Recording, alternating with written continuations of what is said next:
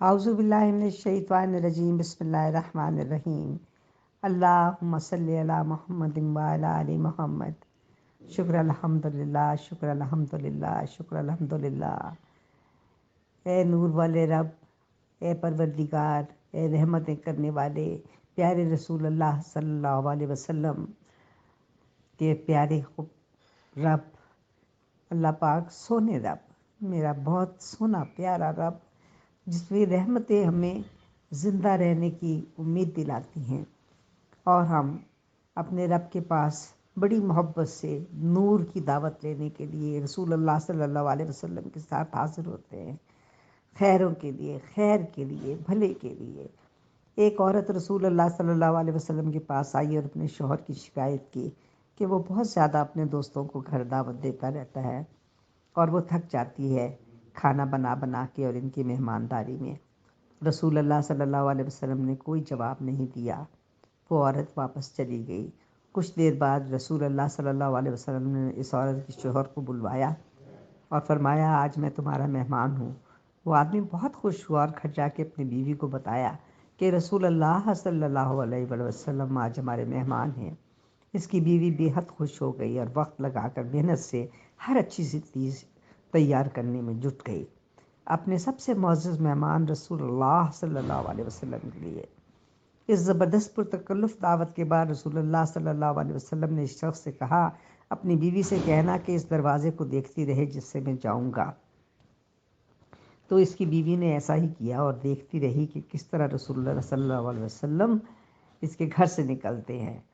ان کے نکلتے ہی پیچھے بہت سے حشرات، بچھو، مہلک حشرات بھی گھر سے باہر نکل گئے، اور یہ عجیب و غریب منظر دیکھ کر وہ بے ہوش ہو گئی۔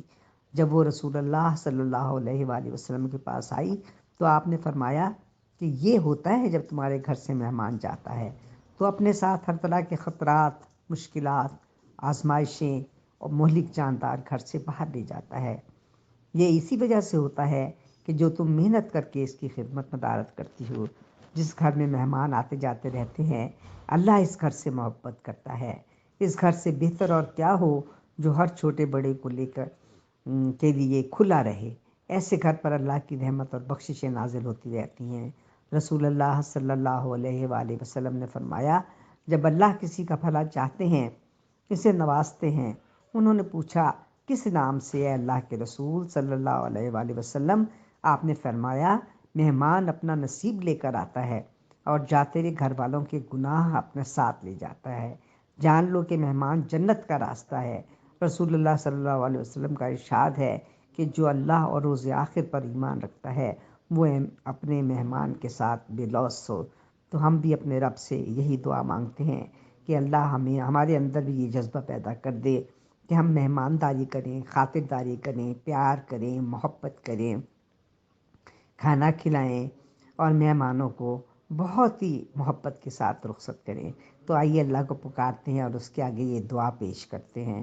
اللہ پاک ہمارے وطن پاکستان کی خیر ہو، چپے چپے بچے بچے کی خیر۔ آئیے دعا مانگتے ہیں۔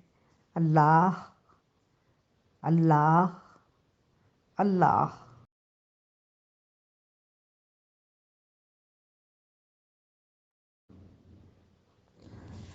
اعوذ باللہ من الشیطان الرجیم بسم اللہ الرحمن الرحیم۔ اللہم صلی علی محمد وعلی آل محمد شکر الحمدللہ شکر الحمدللہ شکر الحمدللہ۔ تیری رحمتوں کا می برس رہا ہے اور ہم اس بارش میں نہا رہے ہیں۔ ہم سب اکٹھے ہیں، ذکر کر رہے ہیں، تیرا ذکر، تیری رحمتوں کا ذکر، تیرے کرم کا ذکر، اپنے پاکستان کے لیے دعا، خیر کی دعا، اپنے امت مسلمہ کے لیے دعا، اور باتیں کر رہے ہیں صحابہ کرام کی کہ وہ ابتدا میں 4 تھے، دار ارقم میں 45 ہو گئے، شاہ ابی طالب میں 82 ہو گئے، ہجرت کے وقت وہ 115 ہو گئے، تو غزوہ بدر میں 313 تھے، پھر رفتہ رفتہ بڑھتے چلے گئے۔ صلح حدیبیہ میں تعداد 1400 ہوئی تو فتح مکہ پر 10,000 تھے، پھر غزوہ حنین میں 12,000 ہو گئے، غزوہ تبوک میں 40,000 تھے، خطبہ حجۃ الوداع میں ان کی تعداد 70,000 سے زیادہ تھی۔ حضور اکرم صلی اللہ علیہ وسلم کے وصال کے وقت یہ 1.25 تھے۔ عرصہ 23 سال میں اس قدر افرادی قوت کسی اور مذہب کا یہ اعجاز نہیں۔ یہ امتیاز صرف اسلام کو ہی حاصل ہے۔ وہ لوگ اسلام میں اس قدر گھل مل گئے تھے کہ وہ خود اسلام نظر آتے تھے، مٹی کے بنے ہوئے، مگر پرواز اسلام آسمان سے اوپر تھی۔ وہ موت سے نہیں ڈرتے تھے بلکہ موت ان سے ڈرتی تھی۔ زمانہ انہیں نہیں بلکہ وہ زمانے کو مسخر کرتے تھے۔ صحابہ وہ جن کا رب اللہ، صحابہ وہ جن کا مدرسہ بیت اللہ، جن کے استاد رسول اللہ صلی اللہ علیہ وآلہ وسلم، جن کا نصاب کتاب اللہ، جن کا امتحان لینے والا خود اللہ رضی اللہ تعالیٰ عنہ، صحابہ حزب اللہ۔ اللہ ہمیں بھی صحابہ رضی اللہ تعالیٰ عنہ سے ایمان اور جذبہ عطا فرمائے۔ آج اپنے رب کے حضور ہم یہی دعا مانگتے ہیں کہ ہمیں صحابہ اکرام رضی اللہ تعالیٰ عنہ جیسا ایمان اور جذبہ عطا فرمائے، اور وہی جذبہ ہمارا دل میں مرتے وقت تک جاری و ساری رہے۔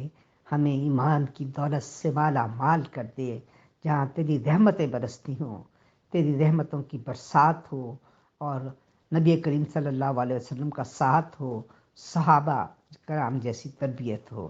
تو آئیے پکارتے ہیں اس دعا کے لیے، قبولیت کے لیے اپنے رب کو بڑے پیار سے 3 دفعہ، اپنے پاکستان کی خیر کے ساتھ، خیر کی دعا کے ساتھ۔ اللہ اللہ اللہ۔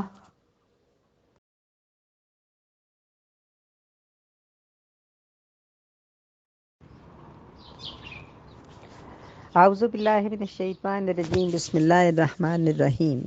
اللہم صلی علی محمد وعلی آل محمد۔ شکر الحمدللہ، شکر الحمدللہ، شکر الحمدللہ۔ خوبصورت نورانی دن، نور کی برسات، رحمتوں کی برسات، کرم کی بارش، اللہ کا ساتھ، اللہ کا نور، اللہ اور اللہ کے رسول کا نور، پیاری رحمتوں کی برکتوں والی رات، اور ہم اکٹھے ہیں، مختلف مسائل پہ بات کر رہے ہیں اور اللہ تعالیٰ کے حضور دعا مانگ رہے ہیں۔ شادیاں کیوں نہیں ہوتی؟ شادیاں نہ ہونا کتنا بڑا ایشو اور غور طلب مسئلہ ہے۔ جب ہم یہ بات کر رہے ہیں تو پاکستان کے ہر چوتھے گھر میں ایک لڑکی 30 سال کی ہو چکی ہے، شادی کے انتظار میں، اور اس کے بالوں میں سفیدی آنے لگی ہے، جن کی تعداد لگ بھگ 50 لاکھ بنتی ہے۔ ایک اوسط اندازے کے مطابق اس وقت پاکستان میں 1 کروڑ لڑکیاں شادی کی منتظر ہیں۔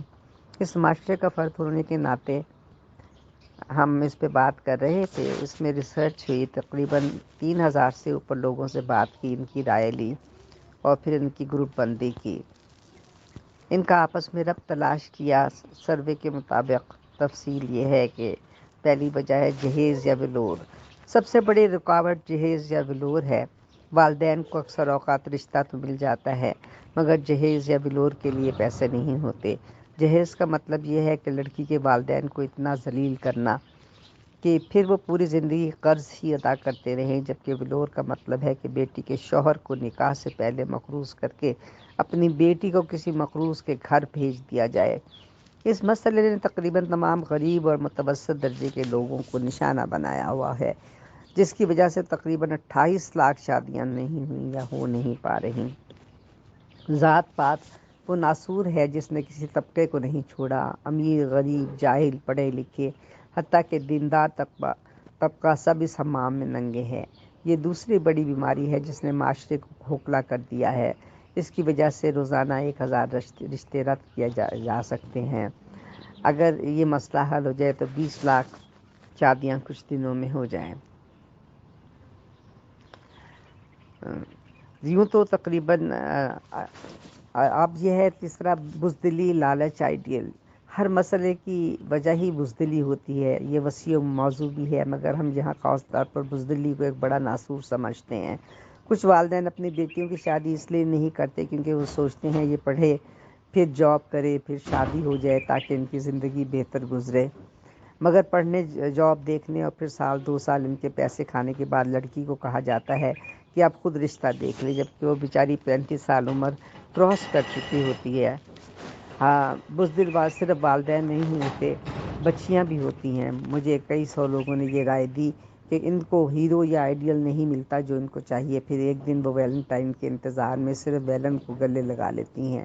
کچھ لڑکیاں لاڈلی بنی ہوتی ہیں تو وہ شادی اس لیے نہیں کرتی کیونکہ ان کو ڈر ہوتا ہے کہ یہ مزے وہاں نہیں ملیں گے۔ بزدلی سے شادی نہ ہونے کا سب سے بڑا مسئلہ تب پیدا ہوتا ہے جب لڑکے یا لڑکی کو عشق ہو جائے اور گھر والے نہ مانے، پھر یہ بھی ایک نمایاں تعداد شادی کرنے میں شرم محسوس کرتی ہے۔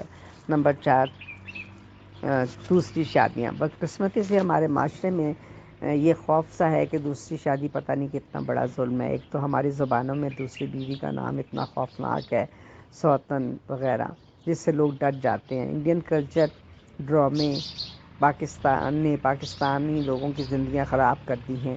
دوسری شادی کو ایک معاشرتی ناسور بنا دیا ہے۔ عورت ہی عورت کی دشمن ہے، جبکہ مرد اگر انصاف کر بھی سکتا ہے تو دوسری شادی کا نام نہیں لے سکتا۔ حل: شادی ہالوں، دھوم دھام والی شادیوں، جہیز، بلور، سجاوٹ پہ بے پناہ اخراجات، نمود و نمائش، قیمتی اور انتہائی مہنگے ڈریس اور ذات پات کا مکمل بائیکاٹ کریں۔ لڑکی والوں کے گھر کھانے پہ مکمل پابندی لگا دی جائے۔ نکاح انتہائی سادہ اور مسجد میں کیا جائے۔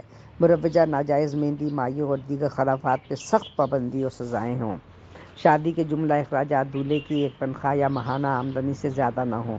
نکاح کی دستاویزات اور مراحل بہت آسان ہوں۔ بارات، بینڈ باجا پہ پابندی ہو۔ نکاح پہ صرف دولہے کے گھر والے آئیں۔ شادی کا بڑا فنکشن صرف اور صرف ولیمہ ہو، وہ بھی دولہا کی استطاعت کے مطابق، جبکہ حکومت کو چاہیے کہ ایک قانون بنائے جس کی روح سے کسی لڑکے یا لڑکی کو تب تک یونیورسٹی میں داخلہ نہ ملے جب تک وہ نکاح نامہ ساتھ نہ لائے۔ حکومت کو یہ بھی چاہیے کہ جہیز، بلور اور لڑکیوں کی شادی سے پہلے جابس پر مکمل پابندی لگائے۔ جاب صرف شادی شدہ خواتین کو دی جائے۔ سوسائٹی یہ بھی کر سکتی ہے کہ مشترکہ شادیوں کو ترویج دی جائے جہاں صرف ایک سادہ ڈش اور زیادہ سے زیادہ شادیاں ہوں۔ دوسری شادی کا رواج عام کیا جائے۔ جو مردوں کی مالی اور اسبابی استطاعت میسر ہے، ان کی بیویاں اپنا ظرف بڑا کریں۔ اللہ اجر دینے والا ہے۔ جس محلے یا یونین کونسل میں کوئی بیوہ مطلقہ عورت موجود ہو، وہاں کا چیئرمین اس کی دوسری شادی کے لیے معاملت کا ذمہ دار ہو۔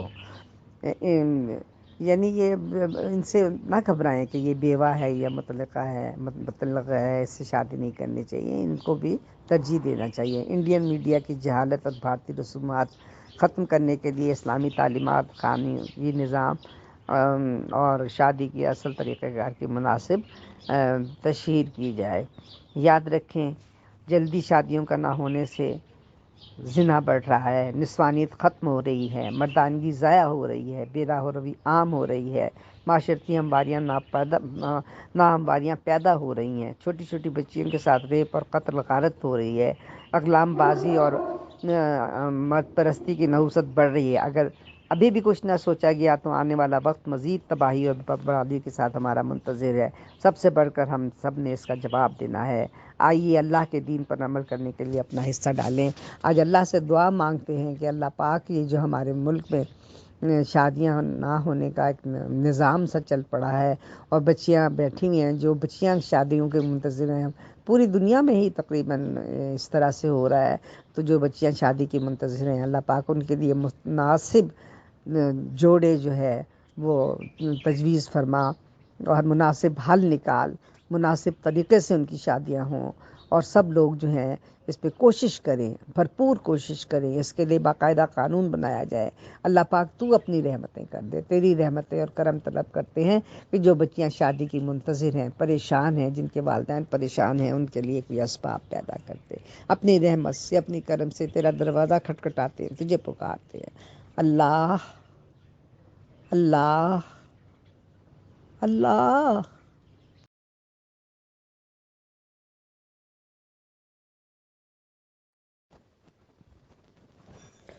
اعوذ باللہ من الشیطان الرجیم، بسم اللہ الرحمن الرحیم۔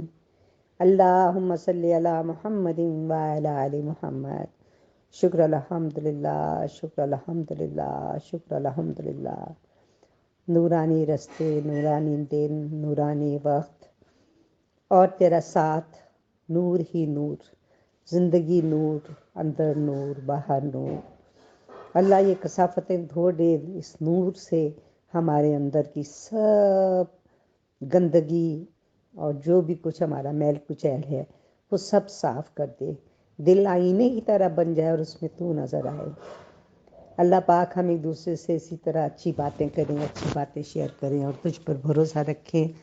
زندگی کتنی ہی تنگ، راستے کتنے ہی تاریک اور وسائل کتنے ہی محدود کیوں نہ ہو جائیں، اپنے رب پر بھروسہ رکھیں، وہی نکلنے کے اسباب پیدا کرنے والا ہے۔ حسبنا اللہ و نعم الوکیل، ہمیں تو اللہ ہی کافی ہے اور وہ بہت اچھا کارساز ہے۔ یا اللہ، یا رزاق، یا کریم، جس طرح تو رات کو دن میں بدل دیتا ہے، اس طرح ہماری مشکلات کو آسانیوں میں، بیماریوں کو تندرستی میں، نفرتوں کو محبت میں، غم کو خوشی میں بدل دے۔ اے خالق کائنات، جن مشکلوں اور پریشانیوں میں ہم مبتلا ہیں، تو انہیں اپنے شان کریمی سے حل کر دے۔ ہمیں دنیا اور آخرت کی ذلت اور رسوائی سے بچا اور دنیا اور آخرت کی بھلائی عطا فرما یا رب العالمین۔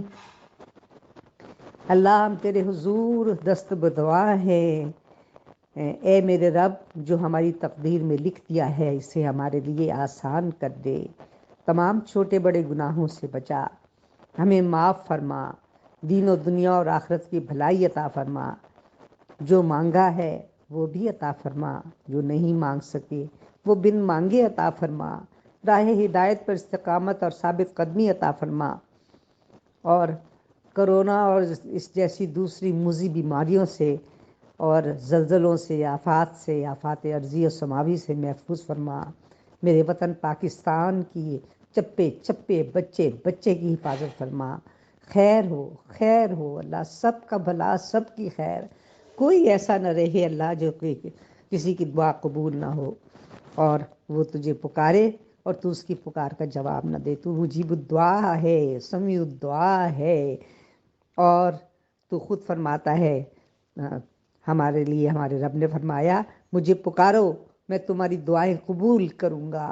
تو ہم پکار رہے ہیں، تیرے دروازے پہ دستک دے رہے ہیں۔ اللہ پاک ہم اکٹھے ہوتے ہیں، تہجد پہ بھی، صبح بھی اکٹھے ہوتے ہیں، اس وقت بھی، اور نور سے تیری مدد مانگتے ہیں۔ اللہ پاک تیرے نور کو پکارتے ہیں، تجھے پکارتے ہیں، تو تیری رحمتوں کو آواز دیتے ہیں۔